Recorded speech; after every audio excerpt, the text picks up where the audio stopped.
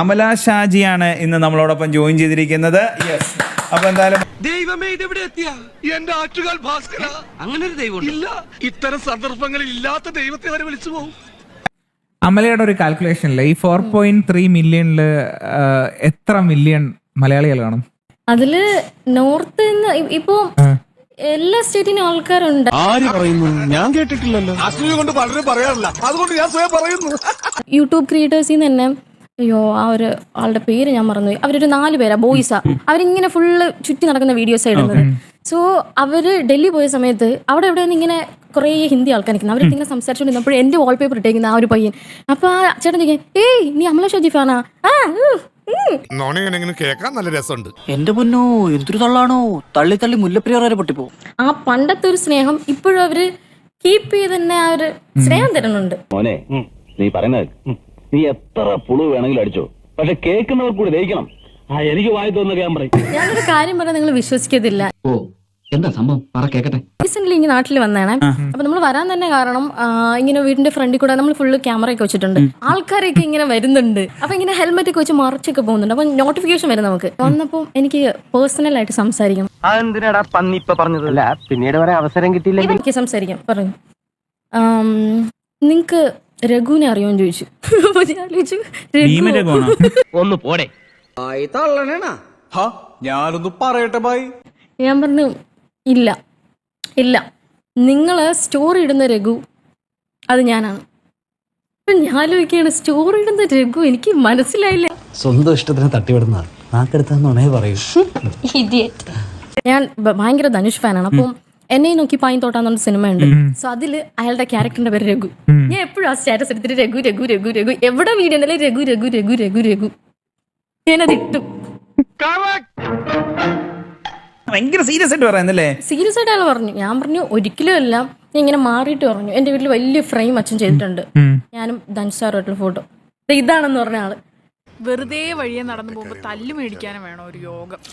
നീ ഒന്ന് പോടാ, നീ പണ്ടേ ഉടായിപ്പാ. ഇല്ലല്ല, ഞാനാണ് നിങ്ങൾ ഇടുന്ന ആള്. എനിക്ക് നിങ്ങളുടെ ഇപ്പൊ ഒരു കാര്യം പറയാനുണ്ട്.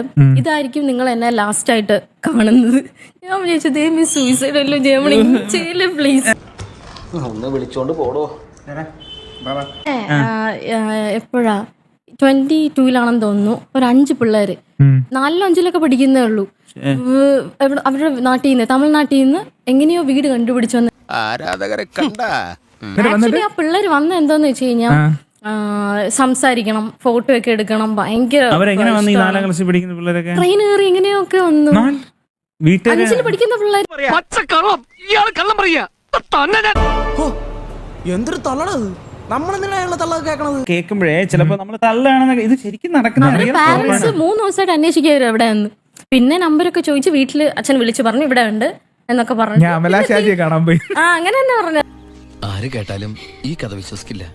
അതാ എന്റെ കഥയുടെ കുഴപ്പം. വീട്ടിൽ ആരോട് ചെന്നത് പറയണ്ട. പിന്നെ എനിക്കിവിടെ തൂറാൻ പോലും സമയം കിട്ടല്ല. ഫോൺ എടുക്കുമ്പോഴേ ഇമോജി വരത്തില്ലേ, അവിടെ അല്ലാതെ ഈ സ്റ്റിക്കർ പോലത്തെ സാധനം, അങ്ങനെ സംഭവം ഉണ്ടല്ലോ. മീൻസ് എല്ലാ ഫോണുകളിലും iOS ആൻഡ്രോയിഡ് എല്ലാത്തിലും ഒരേ സാധനം വരുന്നത്. അതുപോലെ ഒരു പുതിയൊരു സംഭവം അവർ ക്രിയേറ്റ് ചെയ്യുന്നത് കണ്ടെങ്കി അത് ആലോചിക്കുമ്പോ എനിക്ക് ഇപ്പോഴും രോമാഞ്ച. തള്ളിക്കോളി, തള്ളി കൊല്ലരുത്, സത്യാടോ. ഫ്യൂച്ചറിൽ എല്ലാവർക്കും അത് വിസിബിൾ, എല്ലാവരുടെ ഫോണിലും നമുക്ക് ഇമോജി, നമുക്കൊരു നമ്മുടെ ഇമോഷൻ എല്ലാവർക്കും അയക്കാം. അങ്ങനെ ഒരു ഇത്. അപ്പോ ഇന്ത്യയിൽ തന്നെ എനിക്കും ആക്ടർ വിജയ് ദേവരക്കൊണ്ട 2 പേർക്ക് മാത്രം അത് സെലക്ട് ആയിട്ടുള്ളത്. ഞാൻ പോണു. തളരരുത് രാമൻകുട്ടി, തളരരുത്. കലാകാരനല്ലാത്തവരെ സമൂഹം അംഗീകരിക്കില്ല.